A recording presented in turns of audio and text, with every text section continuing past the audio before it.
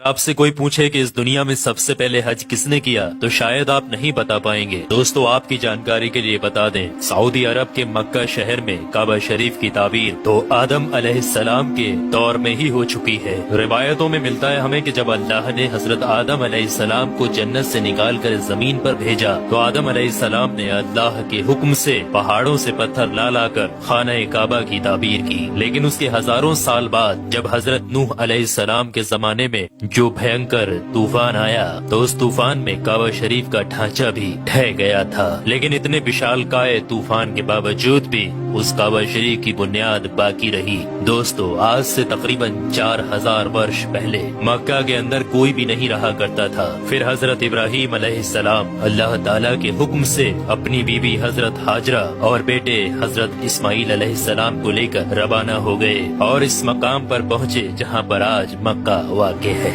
اس دور میں وہاں پر نہ کوئی عمارت تھی، نہ پانی، اور نہ ہی یہاں پر کوئی رہا کرتا تھا۔ درختوں کے نام پر صرف ببول وغیرہ کی جھاڑیاں ہوا کرتی تھی۔ حضرت ابراہیم علیہ السلام نے بیوی اور بچوں دونوں کو یہاں بیٹھا دیا، تھوڑا سا پانی اور کھجوروں کو بھی پاس میں رکھ دیا، اور پھر آپ علیہ السلام شام کی طرف چلے گئے۔ حضرت ابراہیم علیہ السلام دوسری بار جب مکہ شریف آئے تو قیام نہ کیا، لیکن جب تیسری بار تشریف لائے تو حضرت اسماعیل علیہ السلام سے فرمایا کہ بیٹا اللہ تعالیٰ نے مجھے ایک حکم دیا ہے۔ تو حضرت اسماعیل علیہ السلام نے کہا تو اطاعت کیجیے۔ تو حضرت ابراہیم علیہ السلام نے کہا کہ اللہ تعالیٰ نے مجھے حکم دیا ہے کہ یہاں پر ایک گھر بناؤ۔ گھر کی تعمیر شروع ہو گئی۔ حضرت اسماعیل علیہ السلام پتھر لاتے جاتے اور حضرت ابراہیم علیہ السلام بناتے جاتے تھے۔ جب تعمیر ذرا بلند ہو گئی تو حضرت اسماعیل علیہ السلام ایک پتھر کو اٹھا کر لائے جو کہ حضرت ابراہیم علیہ السلام اس پر کھڑے ہو کر تعبیر کر رہے تھے۔ یہی مقام ابراہیم بھی ہے۔ یہ باپ بیٹے دیوار کو اٹھاتے جاتے تھے اور دعا کرتے جاتے تھے، اے پروردگار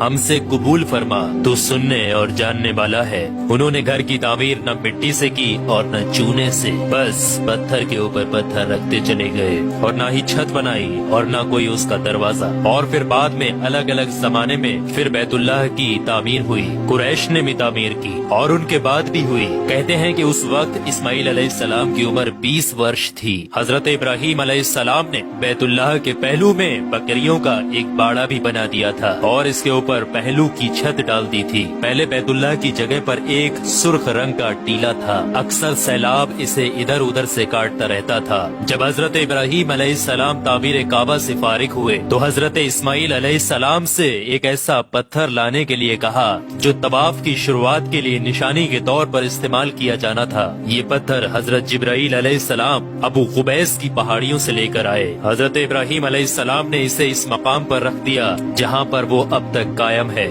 روایتوں میں آتا ہے کہ یہ پتھر بہت روشن تھا۔ حضرت جبرائیل علیہ السلام نے انہیں تمام مقامات بھی دکھائے۔ اور دوستو جب حضرت ابراہیم علیہ السلام کو اللہ کی طرف سے لوگوں کو حج کرنے کی دعوت دینے کا حکم ہوا تو حضرت ابراہیم علیہ السلام نے اللہ سے یہ سوال کیا کہ اے میرے خدا یہاں پر کون لوگ ہیں جو کہ میری آواز کو سنیں گے؟ اللہ تعالیٰ نے فرمایا کہ اے ابراہیم آواز دینا تمہارا کام ہے اور لوگوں تک اس آواز کو پہنچانا میرا کام ہے۔ دوستو اس کے بعد حضرت ابراہیم علیہ السلام ابو قبیس کی ایک بڑی سی پہاڑی کے اوپر چڑھ کر ایک بڑے سے پتھر کے اوپر کھڑے ہوئے اور لوگوں میں حج کرنے کا اعلان کیا کہ اے لوگوں اللہ تعالیٰ نے ایک گھر بنایا ہے اور تم پر حج فرض کیا ہے، لہٰذا تم اپنے پروردگار کی آواز پر لبیک کہو۔ تو اللہ تعالیٰ نے حضرت ابراہیم علیہ السلام کی اس آواز کو اتنا بلند کر دیا کہ اس آواز کو دنیا کے ہر ایک انسان نے سنا، یہاں تک کہ پیڑ پودوں کو بھی وہ آواز سنائی دی، جس کی وجہ سے پہاڑ اور پیڑ پودوں میں بھی یہ خواہش ہو گئی کہ وہ بھی اللہ کے اس پاک گھر کی زیارت کریں۔ اللہ تعالیٰ نے حضرت ابراہیم علیہ السلام کو یہ حکم دیا کہ وہ اس گھر کو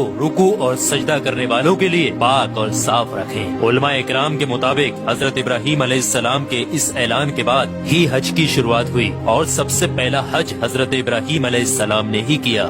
روایات کے مطابق رسول اللہ صلی اللہ تعالی علیہ وآلہ وسلم نے فرمایا کہ اللہ کے اس گھر پر اللہ کی رات دن 120 रहमतें नाजिल होती हैं। 60 रहमतें तवाफ करने वालों के लिए, 40 नमाजियों के लिए और 20 अल्लाह के घर को देखने वालों के लिए। हजरत हसन बिन अदिया फरमाते हैं कि हमने रसूलुल्लाह सल्लल्लाहु अलैहि वसल्लम के इस कौल पर गौर किया। मालूम हुआ कि ये सब रहमतें दर हकीकत तवाफ करने वाले के लिए हैं कि वो तवाफ करता है, नमाज भी पढ़ता है और काबा की तरफ देखता भी है। किसी ने क्या खूब कहा है, खाना काबा में तरह तरह की फजीलतें हैं, घर वाला ही उन्हें जानता है। जो कोई भी यहाँ पर अपनी खताओं से डर कर आया, अल्लाह उसकी हिफाजत करता है। ताहिरुल करबी लिखते हैं कि खाना काबा 11 मरतबा ताबीर हुआ है। हजरत आदम अलैहिस्सलाम ने बनाया, हजरत शीश अलैहिस्सलाम ने ताबीर किया, हजरत इब्राहिम अलैहिस्सलाम ने ताबीर किया, अमालका ने बनाया, जुरहम ने तामीर किया, कसी ने तामीर किया, कुरैश ने बनाया,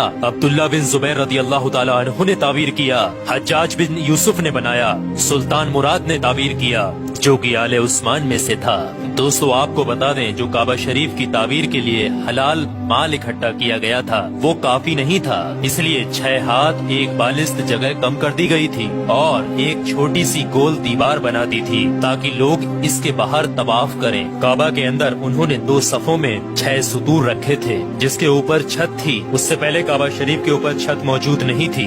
दरवाजा एक रखा था। छत की बुलंदी 18 हाथ थी। हजरत जुबैर रदियल्लाहु ताला अन्हु ने काबा शरीफ की छत की बुलंदी 27 हाथ रखी ताकि अर्श के मुनासिब हो जाए। एक दरवाजा दाखिले के लिए और एक बाहर जाने के लिए बनाया। दोनों दरवाजे सतह जमीन के बराबर थे। दोस्तों आपको बता दें, जिस दिन काबा शरीफ की तामीर मुकम्मल हुई वो दिन बहुत अजीब था। उस दिन बहुत सारे गुलाम आजाद किए गए और बहुत सी बकरियां ज़िबा की गयी। तो दोस्तों अब आप लोगों को समझ में आ गया होगा कि काबा शरीफ की तामीर किस किस तरीके से किस किस वक्त में किस किस ने की और सबसे पहला हज किसने अदा किया। तो काबा शरीफ से जुड़े हुए कुछ रहस्यमयी चीजें मैंने आपके साथ शेयर की है। अल्लाह से दुआ है कि हम तमाम लोगों को हज करने की तौफीक अता फरमाए।